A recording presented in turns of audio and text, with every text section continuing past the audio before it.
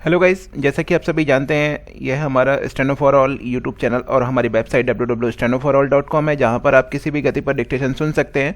किसी भी भाषा में आप सुन सकते हैं। अभी हमारी ये सुविधा हिंदी और इंग्लिश लैंग्वेज में है, भाषा में है। भविष्य में अन्य भाषाओं में भी हम यहाँ पर स्टेनो आपको उपलब्ध कराएंगे। सभी करने के लिए तैयार रहें। अभ्यास 86 अध्याय 25 के अंतर्गत जो दी गए हैं, खंड 13 विधायिका सभाओं में जो हमारे वाक्यांश रहते हैं, विभागीय शब्दावलियां और वाक्यांश यहाँ पर हम आपको डिक्टेट कर रहे हैं। अभ्यास 86 80 शब्द प्रति मिनट की गति पर है। 5 मिनट की डिक्टेशन रहेगी। सभी करने के लिए तैयार रहें। रेडी। उपसभा अध्यक्ष महोदय, माननीय सदस्यों ने जो मर्यादा प्रस्ताव माननीय उपसभापति महोदया को दिया था उसमें विरोधी दलों के सभी लोग थे और शासक दल या सत्तारूढ़ दल के कुछ सदस्यों ने भी उसका समर्थन किया था। ब्रह्म इसे मर्यादा समिति को सौंपने के बजाय उपसभापति महोदया ने इसे अस्वीकार कर दिया, जो कि संसदीय प्रणाली या संसदीय कार्य पद्धति के प्रतिकूल है। ब्रह्म यदि लीडर ऑफ ऑपोजिशन की बात आपने सुनी होती तो आप इसे अवश्य स्वीकार कर लेते और इसी शीतकालीन अधिवेशन में इसे मर्यादा समिति के पास भेज देते, जो बजट अधिवेशन तक अपनी राय राज्यसभा को दे देती और राज्यसभा के सभापति इस पर अनुकूल निर्णय ले सकते थे। ब्रह्म लेकिन ऐसा न करके सदस्यों के संवैधानिक अधिकारों का हनन करने का प्रयास किया जा रहा है। ब्रह्म मैं नहीं समझता कि इससे शासक दल का क्या हित होगा।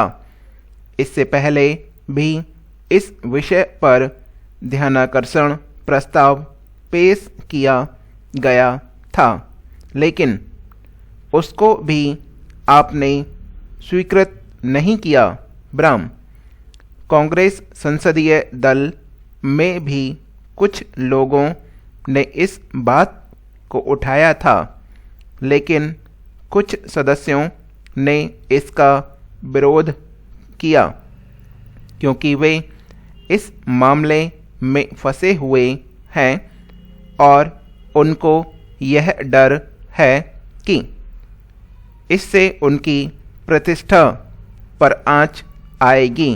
ब्रह्म प्रश्नोत्तर काल के तुरंत बाद जब यह प्रश्न उठाया गया था तो आपने भी देखा था कि सदन में काफ़ी शोर मचाया गया ताकि सदस्यों की बात सुनी न जा सके।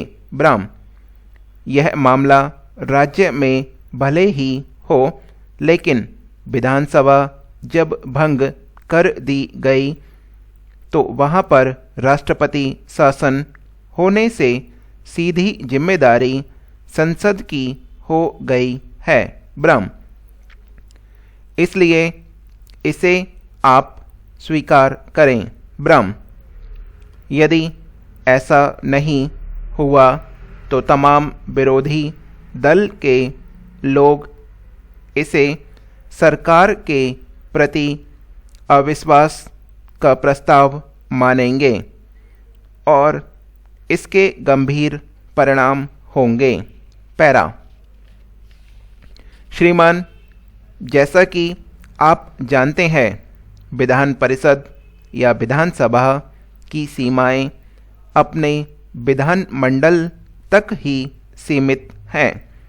ब्रह्म इसके बाहर जाकर यदि वे कोई वक्तव्य देते हैं तो उनके विरुद्ध मर्यादा प्रस्ताव संसद के किसी भी सदन में, लोकसभा या राज्यसभा में प्रस्तुत किया जा सकता है। ब्राह्म, चूंकि राज्यसभा भारत के राज्यों की प्रतिनिधि सभा है, इसलिए इस प्रस्ताव का राज्यसभा में प्रस्तुत किया जाना सर्वथा उचित है। ब्राह्म, अतः मेरा आपसे आग्रह है कि आप मर्यादा प्रस्ताव पर विचार करें और इसे मर्यादा समिति को सौंप दें।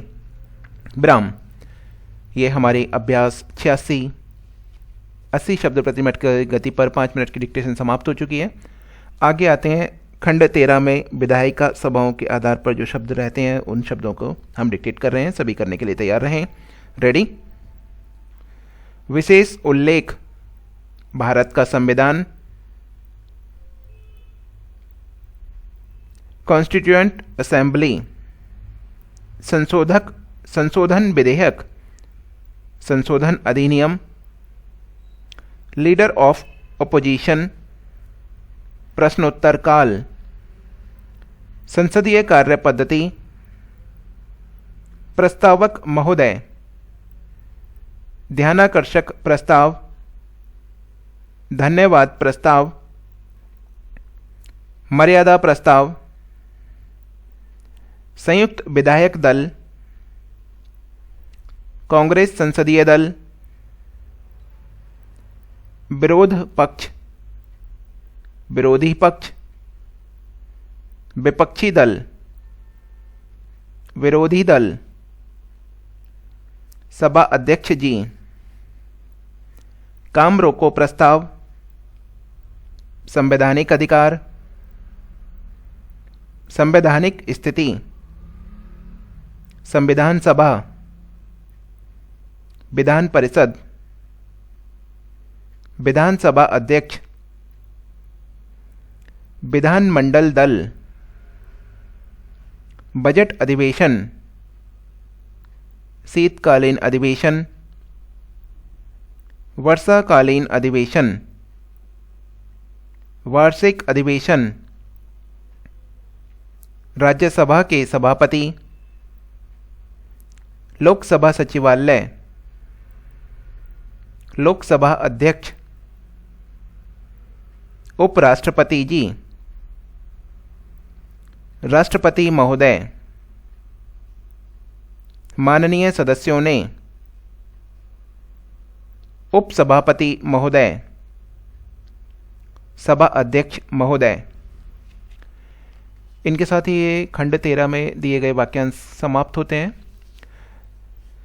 आप हमारी वेबसाइट पर अगर टाइप करके अपनी गलतियां प्राप्त करते हैं तो मैं कहूँगा इसमें काफ़ी कम समय में आप बहुत अच्छी गति प्राप्त कर सकते हैं, क्योंकि अगर आप मैनुअली खुद चेक करने बैठते हैं एक एक शब्द तो उसको चेक करने में आपका समय लगता है। अगर आप वेबसाइट पर जाके, कुछ चार्जेस रहता है वेबसाइट पे, मैं ये नहीं कह रहा निःशुल्क है बिल्कुल, कुछ चार्जेस रहता है, उस चार्जेस को पे करते हैं तो बहुत आसानी से, अगर किसी इंस्टीट्यूट पे ना जाकर स्वयं घर पर ही करते हैं तो आसानी से सीख सकते हैं। इसी के साथ ही हमारी क्लास आज की समाप्त होती है।